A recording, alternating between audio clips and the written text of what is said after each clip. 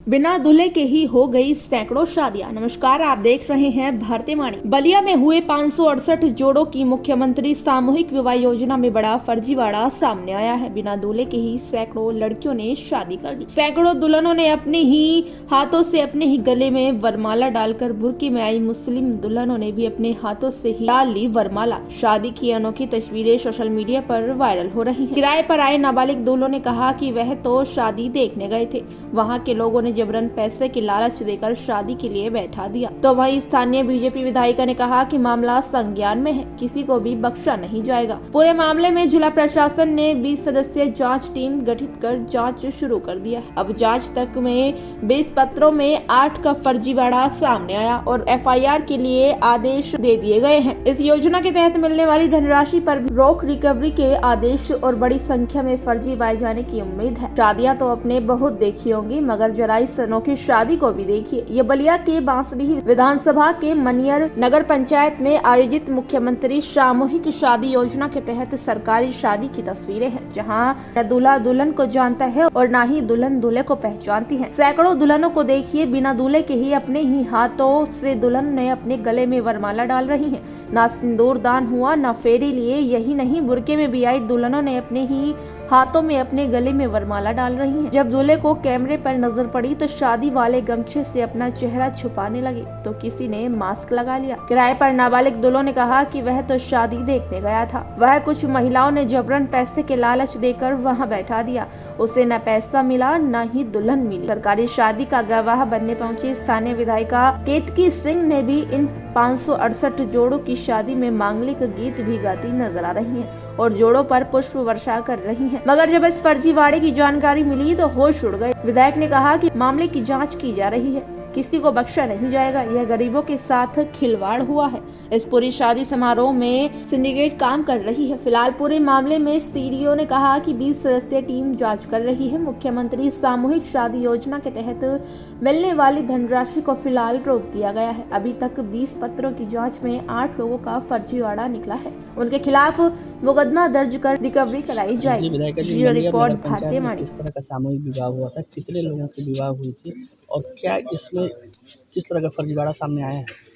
देखिए, जैसे कि हमारे मुख्यमंत्री योगी आदित्यनाथ जी की मंशा है कि हर गरीब की बच्ची का विवाह उतने ही धूमधाम से हो जैसे किसी बड़े घर की बच्ची का होना चाहिए। किसी भी बच्ची के इसलिए भेदभाव नहीं होना चाहिए कि किसी के पारिवारिक स्थिति, आर्थिक स्थिति मजबूत है और किसी बच्ची की आर्थिक स्थिति कमज़ोर है। इस आधार पर मुख्यमंत्री जी ने एक जो बहुत महत्वाकांक्षी योजना है, जो गरीबों को बहुत लाभान्वित करती है, ऐसी सामूहिक विवाह योजना शुरू की है थी और जिसमें मनियर में भी हुआ था। 560 से ज़्यादा इसमें जोड़ों ने एक दूसरे के साथ ज़िंदगी भर साथ निभाने की शपथ। किस तरह का फर्जीवाड़ा सामने आया है और आपकी तरफ से किस तरह की कार्रवाई के निर्देश भी दिए गए हैं?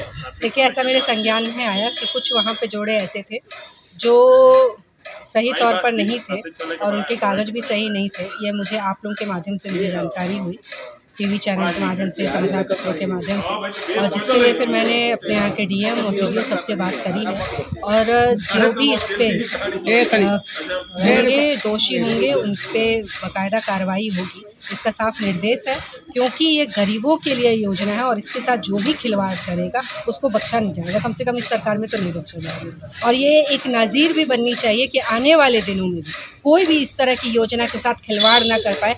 इस पर हम लोगों की पूरी नज़र है और मैं खुद किसी को बख्शने वाली हूँ। तो शादी कितनी हुई थी वहाँ पर? हमारी जानकारी में तो 560 से ज़्यादा जोड़े थे। कुछ न कुछ किराए के भी बात सामने है। किराए के दुल्हन और दूल्हे किराए पर लाए गए थे। वही मैंने कहा कि ये मुझे आप लोगों के संज्ञान से जानकारी हुई कैसा है, परंतु जब तक मुझे आधिकारिक रूप से कोई पुष्टि नहीं मिल जाती तब तक मैं कुछ कहूँगी नहीं। और अगर पुष्टि मिल जाती है तो ये यकीन मानिएगा कि इसमें से एक भी नहीं बख्शा जाएगा। ये पूरा का पूरा तंत्र जो इसमें सम्मिलित था उनके ऊपर ठोस कार्रवाई होगी। घाटमापुर। क्या हुआ था 27 तारीख को? कहाँ गए थे आप? 25 तारीख को 25 तारीख को 25 तारीख को देखने के लिए गए थे। कहाँ? क्या देखने? ये शादी होता है। हाँ, फिर क्या हुआ वहाँ? वहाँ पे 2-3 लोग हमको बलिया ही बैठा दिया तो मैं बैठ गया था। हाँ, किस लिए बैठा दिया जबरदस्ती? ऐसे ही बैठा दिया था।